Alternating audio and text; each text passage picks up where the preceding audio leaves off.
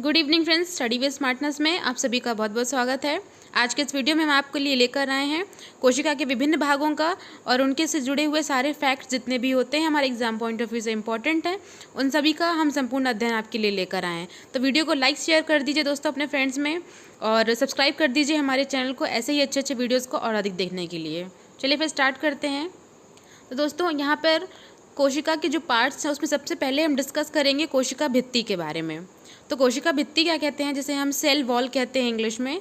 तो ये एक निर्जीव आवरण होता है, मतलब कि इसमें कोई सजीव जीवात्मा नहीं होता है, ये एक निर्जीव आवरण है जिसे हम कोशिका भित्ति सीधे समझ लीजिए दोस्तों, जिसमें हम एक कोशिका के आजू बाजू जो एक दीवार जैसी संरचना होती है उसे हम कोशिका भित्ति कहते हैं। ठीक है, भित्ति का मतलब ही होता है दीवार।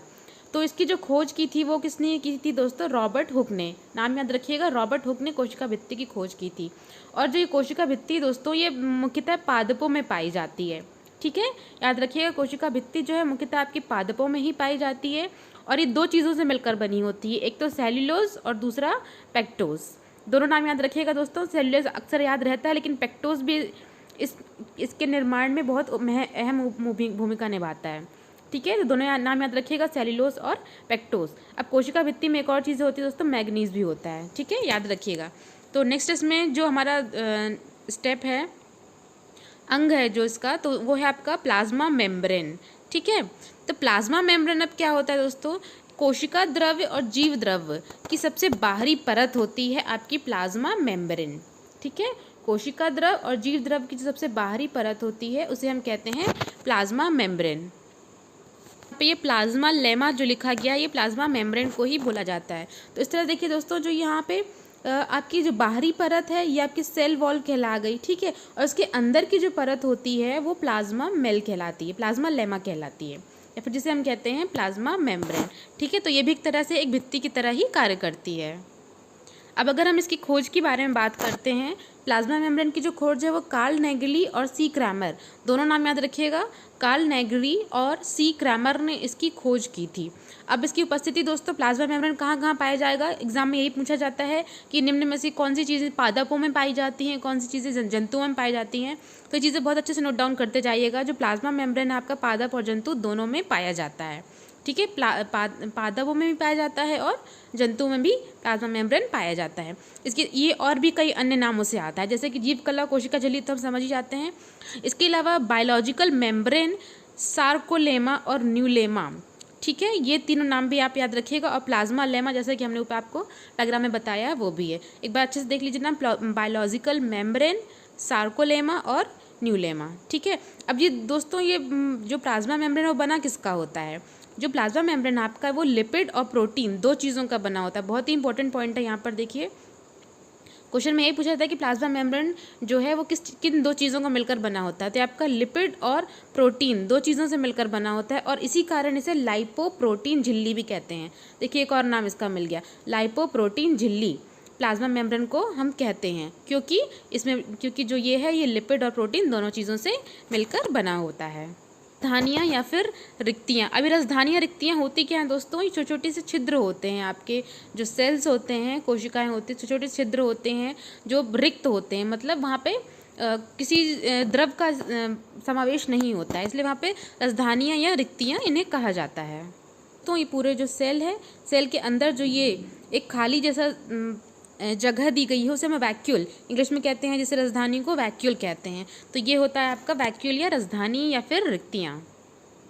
अगर हम इसकी खोज की बात करें दोस्तों कि रिक्तियों की खोज किसने की थी, तो 1841 में डुआर्जिन ने की थी। नाम याद रखिएगा, ये भी एग्जाम में आता है। डुआर्जिन ने राजधानियों की खोज की थी और सबसे अधिक जो पार्ट होता है किसी भी सेल का वो 90% जो पार्ट होता है वो आपके रिक्तियाँ या फिर राजधानियाँ ही घेरती हैं। ठीक है, 90% जगहों पर राजधानियाँ या रिक्तियाँ ही वो सेल का पार्ट्स घेरती हैं। ठीक है, तो याद रखिएगा। इसके अलावा बहुत इंपॉर्टेंट चीज़ है यहाँ पर, पुष्प व फलों के रंग रिक्तिकाओं में एंथोसाइनिन पाए जाने के कारण उसमें जो फूलों में कलर उपस्थित होता है। अगर सीधे सीधे पूछा जाए दोस्तों कि फूलों में कलर होता है, जो रंग होता है, उसका कारण क्या है, तो वो है आपका एंथोसाइनिन। और ये एंथोसाइनिन कहाँ पाया जाता है? आपकी रिक्तियाँ या फिर राजधानियों में पाया जाता है। ठीक है, याद रखिएगा एंथोसाइनिन जो कि राजधानियों में पाया जाता है। इसके बाद आपका नेक्स्ट पार्ट आता है, भाग आता है कोशिका का, वो है एंडोप्लाज्मिक रेक्टिकुलम, जैसे हिंदी में कहते हैं हम अंतर्द्रव्यीय जालिका। अगर इसकी खोज की बात करें, नामकरण की बात करें, तो इसे पॉटर ने, इसकी खोज और नामकरण दोनों ही काम पॉटर वैज्ञानिक ने किया है। अब इसे दोस्तों झिल्लियों का तंत्र भी कहते हैं। क्यों कहते हैं झिल्लियों का तंत्र? क्योंकि जो ये एंडोप्लाज्मिक रेक्टिकुलम है दोस्तों, ये जाली जैसी रचना होती है। पूरे आपके जो कोशिका होती है, सेल होता है, उसमें जाली नुमा रचना होती है, बहुत घनी। ठीक है, तो इसे ही हम इसी कारण इसे झिल्लियों का तंत्र कहते हैं। ठीक है, झिल्लियों का तंत्र। अब जो ये अंतर्द्रव्यीय जालिका है आपकी, ये कहाँ से कहाँ होती है दोस्तों? ये कोशिका झिल्ली से लेकर के केंद्रीय झिल्ली तक होती है। डायग्राम में इसको एक बार देख लेते हैं। तो डायग्राम में जो आपका एंडोप्लाज्मिक रेक्टिकुलम है, ब्राउन कलर से इसे दर्शाया गया है। तो ये आपके जो केंद्रक है, न्यूक्लियस, यहाँ से लेकर के जो केंद्रक की आपकी बाहरी परत होती है न्यूक्लियस, वहाँ से लेकर के ये प्लाज्मा लेमा से यहाँ तक ये फैली होती है। तो ये जाली नुमा एक प्रकार की रचना होती है जो पूरे आपके कोशिका में अंदर ही अंदर फैली होती है। आपकी ईआर होती है, इसे शॉर्ट में हम एंडोप्लाज्मिक रेक्टिकुलम को ईआर से दर्शाते हैं। तो ये दो प्रकार की होती हैं, एक तो होती है खुरदरी और दूसरी होती है चिकनी। अब देखिए दोस्तों, दोनों का ही अपनी जगह बहुत इंपॉर्टेंट रोल है, क्योंकि जो खुरदरी अंतःस्रावी ईआर होती है उसमें राइबोसोम पाए जाते हैं। इंपॉर्टेंट है दोस्तों, एग्जाम में कई बार ये पूछा जाता है, जो खुरदरी अंतःस्रावी जालिका होती है उसमें राइबोसोम पाया जाता है। क्योंकि खुरदरा होने की वजह से क्या होता है, राइबोसोम अगर इस तरह से जाली होती है और खुरदरा होता है, तो यहाँ पर जो राइबोसोम है आपके यहाँ पे फंस जाते हैं। ठीक है, और राइबोसोम यहाँ पे फंस कर जो है आपके जो प्रोटीन होता है उसका स्रवण करते हैं। ठीक है, और वहीं पर अगर हम चिकनी अंतःस्रावी जालिका के बारे में बात करें, तो चिकनी होती है ईआर, उसमें आपके वसा या लिपिड का निर्माण होता है। ठीक है, वसा या लिपिड का वहाँ पर निर्माण किया जाता है। तो दोनों चीज़ें आप याद रखिएगा, खुरदुरी में आपके राइबोसोम पाए जाते हैं और चिकनी में लिपिड या वसा का निर्माण किया जाता है।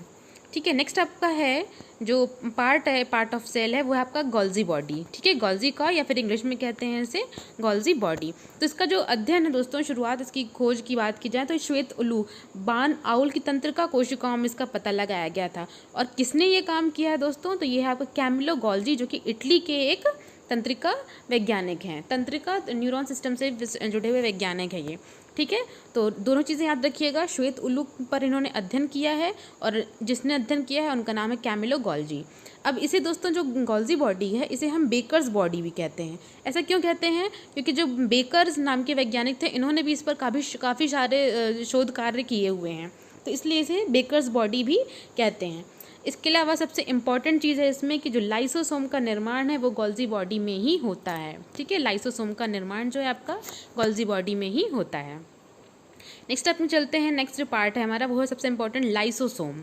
ठीक है, लाइसोसोम क्या है तब दोस्तों? तो इसकी जो खोज की बात करें तो क्रिस्टियन डी डोवे ने 1995 है, यहाँ पे 1955 है, याद रखिएगा, इसको थोड़ा मिस्टेक है, 1955 में इसकी खोज की गई थी। ठीक है, लेकिन इसका जो नामकरण की अगर बात करें, एलेक्स नोविकोव ने किया है।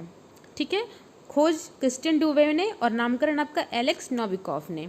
अब लाइसोसोम का काम क्या होता है दोस्तों? देखिए, लाइसोसोम जो होते हैं दोस्तों, उसमें बहुत तरह के एंजाइम पाए जाते हैं। ठीक है, कई तरह के इसमें जो है एंजाइम पाए जाते हैं करीब ठीक है, तो इसका काम क्या है कि उत्सर्जन यानी अपशिष्ट पदार्थों का निपटारा करना। क्योंकि जो एंजाइम होते हैं दोस्तों, वो सारे जो अपशिष्ट पदार्थ होते हैं उनका पाचन कर लेते हैं। ठीक है, पाचन कर देते हैं। और इसमें सबसे इंपॉर्टेंट एक होता है हाइड्रोलिटिक एसिड, जो कि हमने पिछले वीडियो में भी आपको बताया था, हाइड्रोलिटिक एसिड होता है। ठीक है, तो हाइड्रोलिटिक एसिड क्या होता है, वो सारे एंजाइम्स को, सारे जो इंपॉर्टेंट पोषक तत्व हैं उनको भी वो पाचक करके उसको ख़त्म कर देता है। तो धीरे धीरे क्या होता है दोस्तों, जब ये एंजाइम उस लाइसोसोम से बाहर निकलते हैं तो वो धीरे धीरे जो सेल होते हैं उस सेल को ही वो धीरे धीरे पाचन करके उसको ख़त्म करने का काम शुरू कर देते हैं। और इसी कारण से इसे जो है कोशिका की आत्मघाती थैली कहा जाता है। ठीक है, आत्मघाती थैली इसलिए कहा जाता है क्योंकि एंजाइम उसमें जो होते हैं, हाइड्रोलिटिक एंजाइम आदि बहुत ही खतरनाक यहाँ पे एंजाइम और एसिड्स वगैरह पाए जाते हैं, जिस वजह से वो कोशिका का ही पाचन करना शुरू कर देते हैं और इसी वजह से इसे आत्मघाती थैली कहा जाता है लाइसोसोम को। नेक्स्ट है हमारा इंपॉर्टेंट है माइटोकॉन्ड्रिया। अभी माइटोकॉन्ड्रिया की खोज किसने की थी? तो ये 1886 में आपके अल्टमैन ने की थी। नाम याद रखिएगा, माइटोकॉन्ड्रिया की खोज अल्टमैन ने की थी। अब माइटोकॉन्ड्रिया जो है दोस्तों, और ठीक है, नामकरण जो है वो बेंडा ने किया था। ठीक है, दोनों नाम याद रखिएगा, अल्टमैन ने खोज और नामकरण आपके बेंडा ने की थी। माइटोकॉन्ड्रिया क्यों इंपॉर्टेंट दोस्तों, क्योंकि पूरे पादप कोशिका में जो श्वसन होता है वह आपको माइटोकॉन्ड्रिया से ही होता है, ठीक है। और एंजाइम द्वारा कोशी श्वसन होता है, एंजाइम द्वारा होता है ये पूरा श्वसन की प्रक्रिया। और श्वसन जहाँ पर भी होगा तो वहाँ पर क्या होगी दोस्तों, एटीपी होगी। एटीपी मतलब कि कुछ ना कुछ वहाँ पे ऊर्जा मुक्त होगी, और ऊर्जा मुक्त होने का मतलब हो जाता है कि वह कोशिका का बिजली घर या फिर पावर हाउस कहलाने लगता है माइटोकॉन्ड्रिया, क्योंकि वहाँ पर श्वसन होता है, श्वसन करने के बाद वहाँ पर ग्लूकोजन वगैरह उत्पन्न होते हैं और वहाँ से ऊर्जा मुक्त होती है, ठीक है। इस वजह से इसको कोशिका का बिजली घर कहते हैं। नेक्स्ट आपका टॉपिक आता है प्लास्टिड। अब ये प्लास्टिड क्या है दोस्तों, ये केवल पादप कोशिका में पाए जाते हैं, प्लास्टिड, ठीक है। और प्लास्टिड में देखिए दो तरह के प्लास्टिक है, एक रंगीन प्लास्टिक और एक रंगीन प्लास्टिक, ठीक है। अब जो कलरलेस होते हैं रंगीन प्लास्टिक, उन्हें हम ल्यूकोप्लास्ट कहते हैं, ल्यूकोप्लास्ट। और इनका काम क्या होता है, ये भोजन का संचयन करने का काम करते हैं आपके ल्यूकोप्लास्ट, ठीक है। और वहीं पर जो कलरफुल होते हैं रंगीन प्लास्टिड, वो आपके क्रोमोप्लास्ट कहलाते हैं, और ये अंगों को खास रंग प्रदान करने का, मतलब कि जो भी आपकी सेल बॉडी होती है पादप कोशिकाओं की, तो उसमें जो कलर होते हैं वो आपके क्रोमोप्लास्ट की वजह से होते हैं, ठीक है। और सबसे इंपॉर्टेंट क्या है दोस्तों, पत्तियों का हरा रंग पूछा जाता है कि किस वजह से होता है, तो क्लोरोफिल के कारण से होता है। और क्लोरोफिल कहाँ से बनता है, ये क्रोमोप्लास्ट से बनता है, ठीक है। तो तीनों चीज़ें आप याद रखिए, क्रोमोप्लास्ट खास रंग प्रदान करने के लिए, क्लोरोफिल बनता है क्रोमोप्लास्ट के थ्रू से, जिससे पत्तियों का रंग आपका हरा होता है। होगा तो प्लीज़ शेयर कर दीजिए अपने फ्रेंड्स में, और लाइक कमेंट करके ज़रूर बताएं हमें। धन्यवाद दोस्तों।